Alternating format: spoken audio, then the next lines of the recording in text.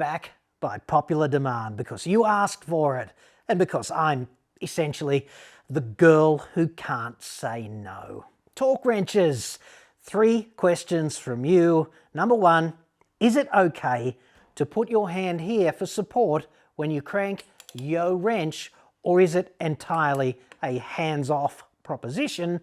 Number 2, how do we feel? What do we really believe about using a dirty long extension like this in the tightening process? Is that going to gum up the works in any meaningful way? And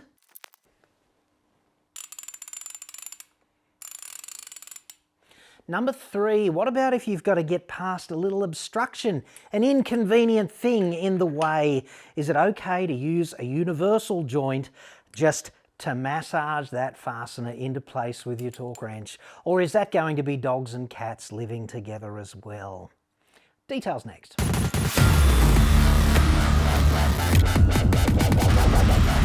I'm John Cadogan from AutoExpert.com.au, new cars cheap, Australia only, website, card. Okay, at the risk of letting the cat out of the bag early on all of this and not leave you hanging until the very end for an answer, the answers are hand on, hand off. It's not going to make any difference.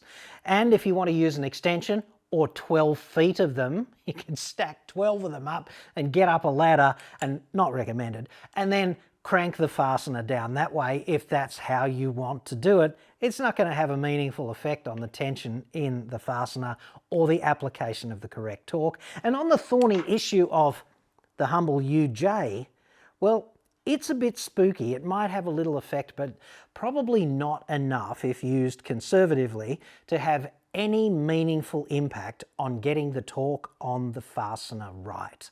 So the rest of this video is really just the why of all of this, and it's also, in a sense, a love letter to applied physics and the art of critical thinking. So keep watching if you'd really like to bleed from the ears. This report is sponsored by NordVPN. Visit nordvpn.com/AEJC now for an exclusive discount. Scammers and hackers truly are the cockroaches of the online world. Like, no matter how hard we try, they seemingly cannot be eradicated. These people spend their lives phishing with a PH. They're trying to scam us out of our passwords. They've got malware and ransomware. It never ends. It's a sewer. This happens all the time, okay? You think you've just connected to free Wi-Fi, and meanwhile, one of these roaches has just inserted himself between you and the internet like a leech, and he's about to start sifting through your data. This is actually called a man-in-the-middle attack. It's very common. But you don't have to be the next victim, right? You just need effective countermeasures, and that's exactly what NordVPN does. Nord does stuff that you and I don't really understand in the background. They encrypt your online traffic, they hide your IP address, and they bring other threat protection features to the front line of a fight that you might not even know you're in until it's too late. Go to nordvpn.com/AEJC now. You'll get a huge discount plus up to 4 additional months free and a 30-day money-back guarantee. That's nordvpn.com/AEJC. Link in the description.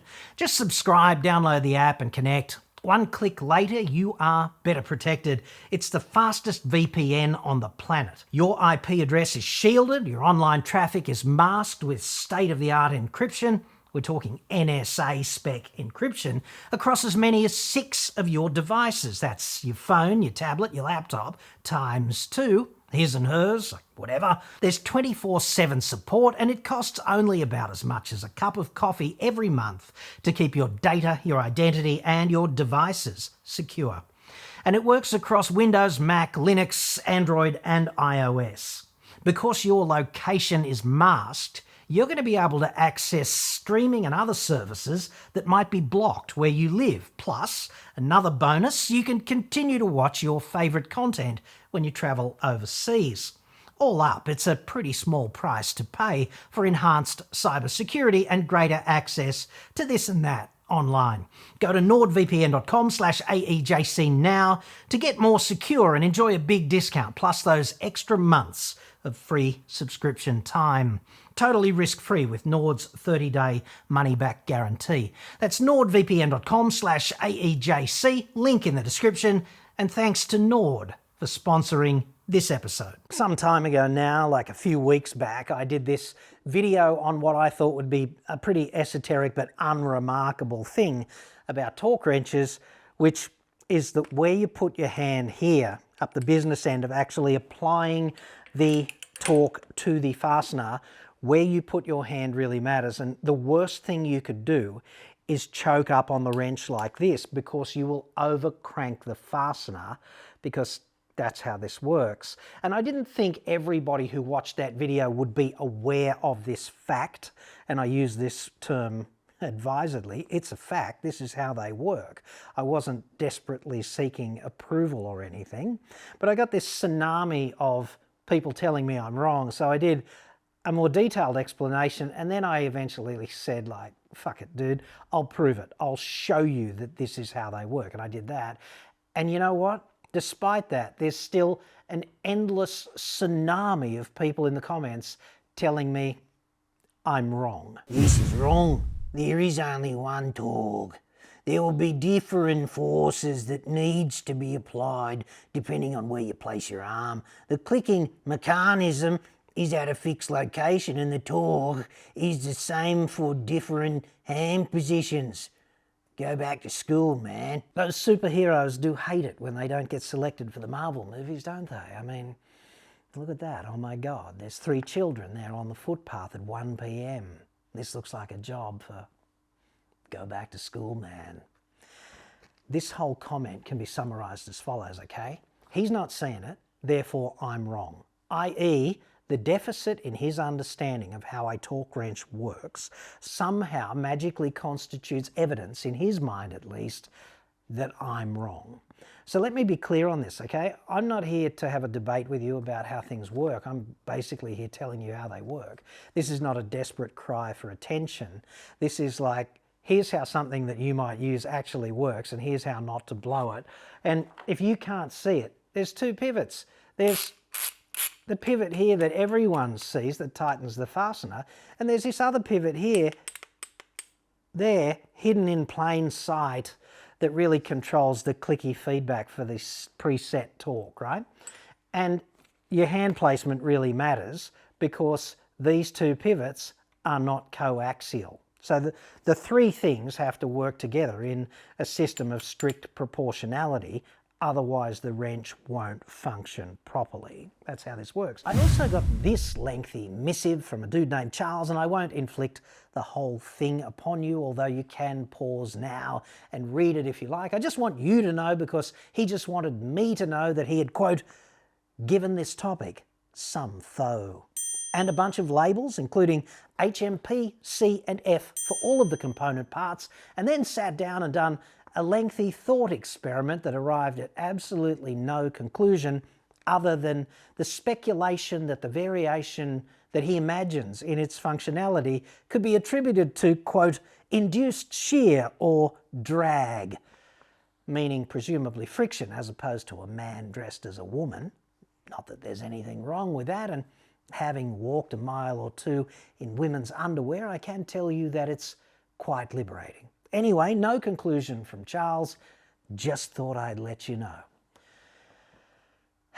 Nice demonstration, but the difference in torque has a different reason, not that one you described in your previous video. I believe the correct reason is that with the longer lever you are more gentle when the actual click occurs, so your torque is more precise. When placing your hand too close to the pivot point, tau must apply much more force to create the same torque to activate the click, but when the click occurs, more force on shorter lever causes a spike in torque which is registered. So you are correct that the position of the hand is important, but your reasoning is not sound. Seldom before have I seen such an impressive, contiguous vomit of dissociated consciousness. That's brave. But the really interesting thing about it, two words, quote, I believe. And this is one of the most worrying trends in our society, right? People are substituting learning stuff and using facts and evidence to arrive at conclusions. They're substituting all of that hard work to just having a gut feeling and believing in something. And that's okay if one or two people do it. Like, we need people to do menial jobs in society as well. But when a wholesale chunk of society behaves in this way, it's a huge problem. Okay, so I want to talk about belief for just a second. And I'm going to use a hypothetical example of my belief. Let's say that I believe in a supreme universal being who created the universe and now has a bit of downtime. Three-breasted Godot who lives on the moon. Godot, of course, put the Earth in the centre of the universe because she knew there'd be this downtime after getting it all up and running. So she spends her time obsessing about us and what we think and what we believe and what we do with our genitals and things of that nature. So she spends her time fishing. She's got this carbon fibre fishing stick and a magic hook that comes down to Earth, and she lands the odd human soul and brings it back to the moon, where she's built a kind of paradise where those who are selected in this way get to embrace Godot for eternity, which is, for obvious reasons, quite distinctive. So on the mortal coil, when this happens to a loved one or someone else you know, we perceive this as death. And having Godot up there taking care of things is quite comforting, right? Because it gives meaning to the whole otherwise sad departure of someone you'd spent some time with. And Godot is very flexible in comparison with most other deities. It doesn't have too many rules. There's only one commandment with Godot, okay? Do not think, not even once, of a hot, sweaty woman doing bicep curls in the gym with chrome dumbbells wearing orange lycra.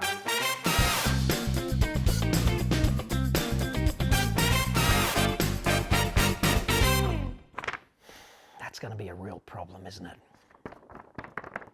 We might have to start all believing in a different deity from now on. Don't think of the pink elephant, dude. As an alternative to belief, what we could do is we could break reality down into two principal silos, which would be the things that exist and the things that we know. And we could call this ontology and we could call that epistemology. And these are both big, scary words and they're very grown-up concepts. But there's a point to all of this. Sometimes you operate in a domain where the things that exist are objective and the knowledge that you use is objective. And objective is just a big fancy word for being independent of the person observing or doing the experiment, whatever, okay? So an example of this would be, in terms of existence, objective existence is things like Mount Everest, the Pacific Ocean, this frickin' torque wrench, your frickin' torque wrench. And all of physics would be an example of epistemic objectivity. It's stuff that works out the same way, irrespective of the dude running the experiment.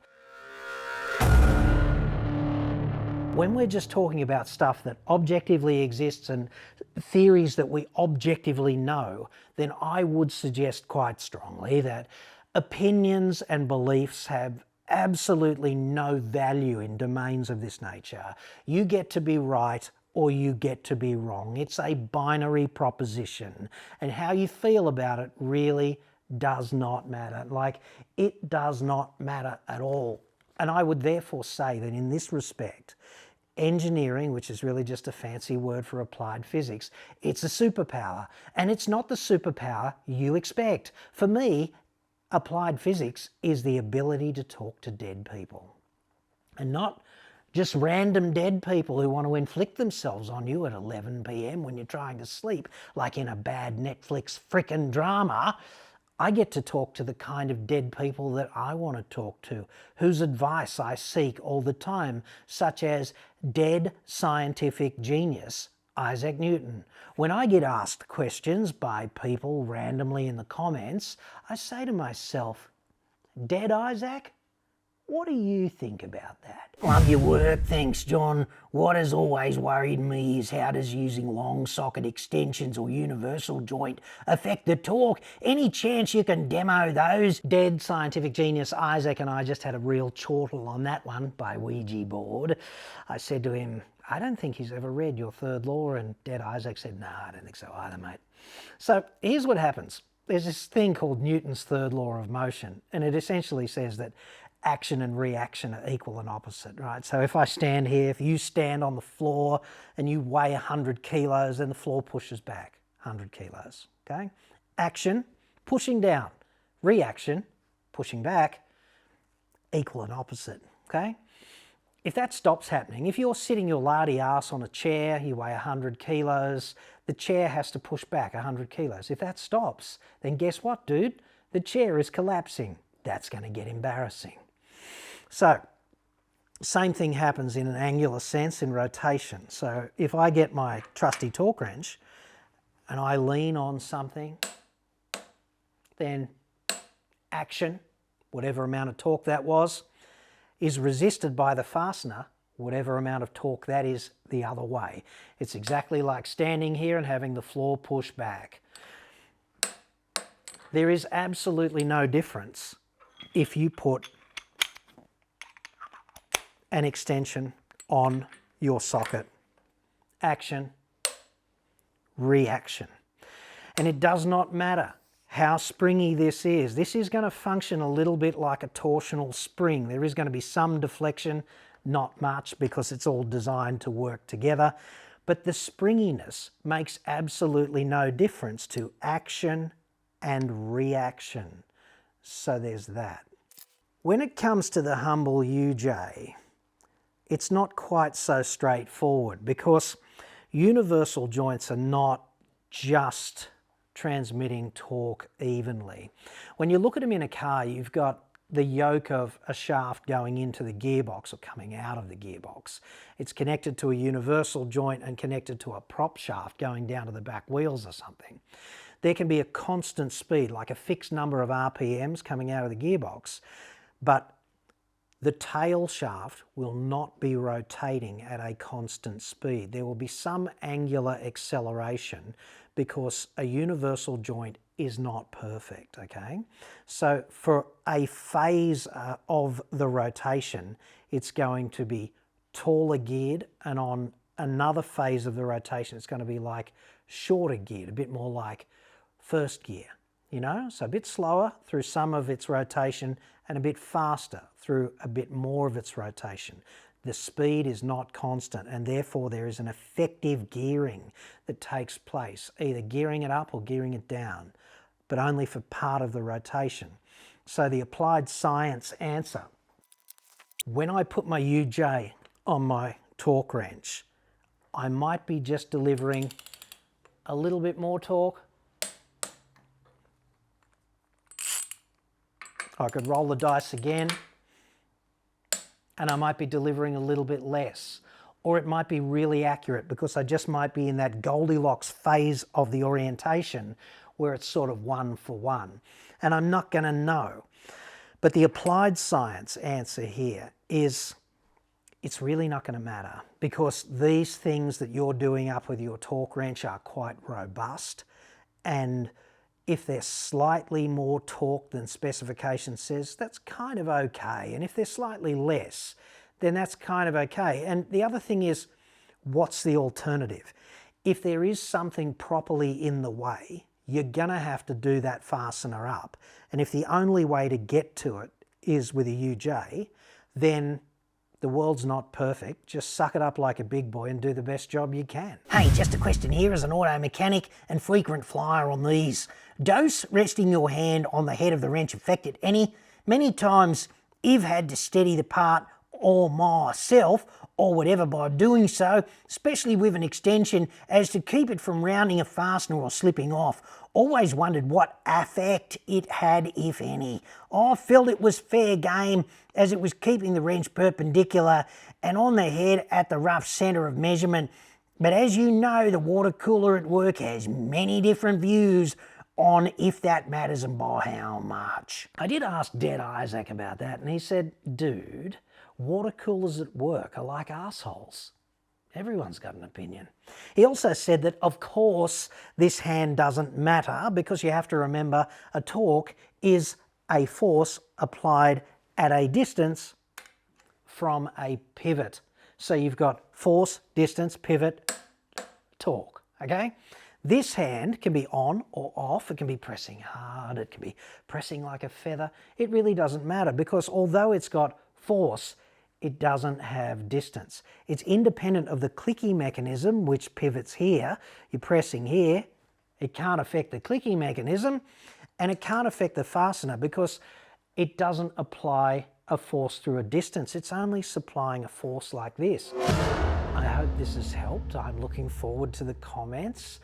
I am actively disappointed that opinions and beliefs are steadily overtaking facts and rational analysis and education and critical thought, and it guts me to think that more and more of us are being required to kind of entertain illegitimate opinions and beliefs as if they had some intrinsic value, as if they were facts. You're allowed to believe what you want about chocolate or strawberry or blondes and brunettes, but when it comes to the functionality of a simple machine like a torque wrench or anything else in the domain of applied physics, then your beliefs and your opinions don't matter.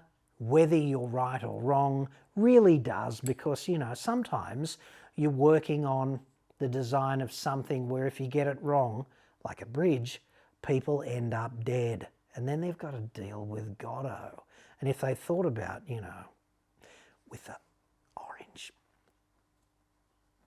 it's not going to end well, is it?